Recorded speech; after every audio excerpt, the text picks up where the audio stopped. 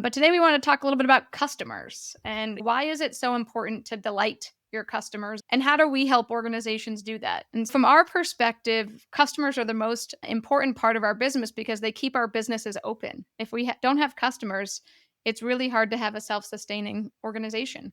And so we feel it's really important for you to know your customers. So typically clients are coming to us, CEO might come to us and say, "Hey, we don't feel like we're providing the best customer experience right now." This could be because they're comparing themselves to another organization that they've heard about. It could be because they're seeing a falling NPS score. So, for all of those of you in marketing, a net promoter score, which basically tells an organization how often somebody's recommending them. So, if you don't know your NPS, that's something that you could start to track via surveys with your customers. You can start to ask them, how likely are you to promote us? And obviously, you can do some more reading on NPS, but it's a really important metric to understand, are we keeping our customers and our customers promoting us to other people? And so the other reason people come to us is maybe at the beginning of a project. So especially like CTOs, CIOs, we do a fair amount of work on innovation projects. So that could be launching a new app or a new ecosystem, right? We want to redesign our e-commerce site.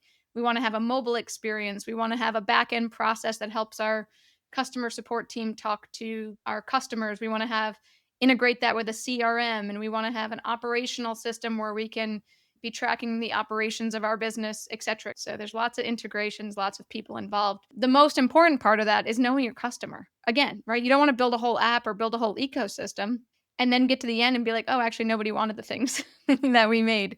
So we help organizations get to know their customers, and we do this through a process we call customer discovery.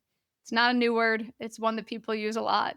But we do it a little bit differently, and I'm gonna give you some tips today because I don't want it to be all about, "Oh, you have to come through Teams and Co to do this," but just some helpful ways that we think about it. So first, we try to get customers of all different kinds.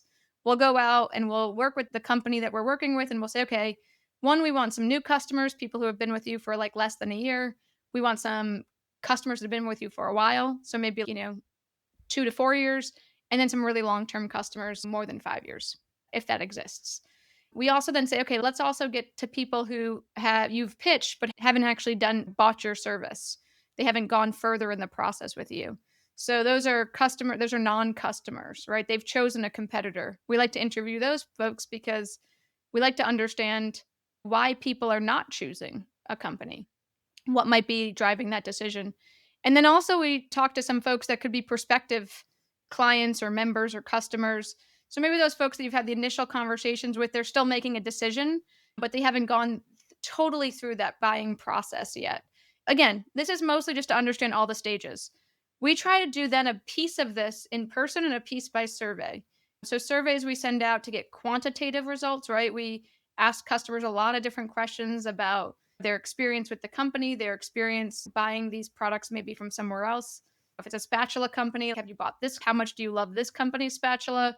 If it's somebody else, have you ever bought a spatula from another company? What did you like? What didn't you like? Those sorts of things. We ask about the customer experience all the way through. So, do you enjoy how it got shipped to you? Did you like the unboxing experience? Did they follow up with you afterwards? Did they ask for feedback? We try to understand that full customer journey. And the reason we do that, you might be saying, if you're talking about an app, Tracy, why are you doing all this other research? We do that because when customers recommend us, again, we're going back to that NPS score. When customers recommend us, they're not just recommending on us, do we have the product they want? They're recommending everything. So even if we're over here in this one little portion, we need to make sure that we're giving them a great experience throughout their life cycle, as it's called. So do we help discovery? Can they discover products they want to buy? Is it easy to purchase them? Is it easy to receive them, right? Do they have the shipping options I want?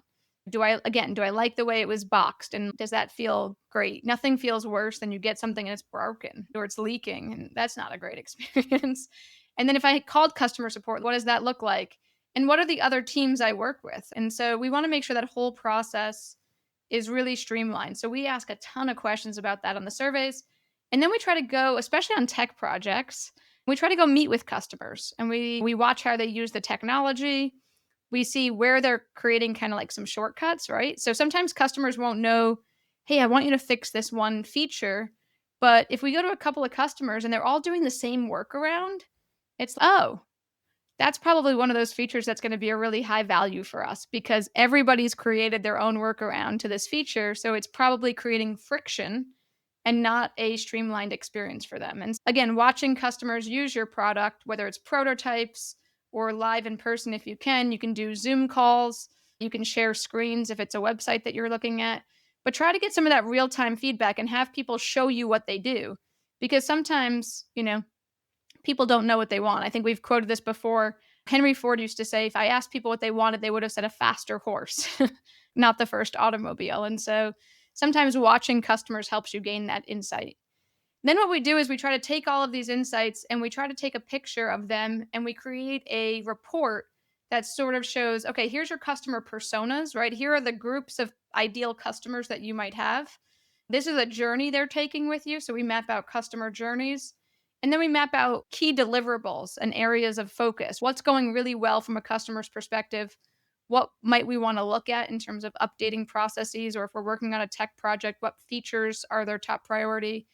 And then what's the other stuff that maybe this project isn't focused on, but could be helpful for another team? And so we want to make sure that we're always giving all that feedback to an organization. And if you're doing customer discovery, you want to do that too. You always want to share the feedback of your customers as widely as you can within your organization, not externally, but within your organization, because the more everybody knows what the customer wants, the more you can all align your processes to deliver that in a meaningful way. So that's a little bit of how we think about delighting your customer, reaching your customer.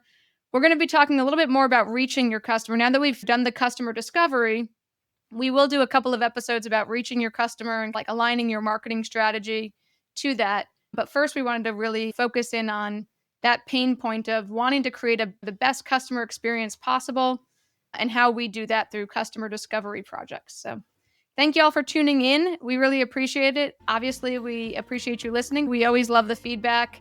And as always, if you have any questions or comments, you can visit us on social media, LinkedIn, Facebook, and put your questions in. And we're happy to always answer any questions that you have. So hope you all have a great week. Thanks.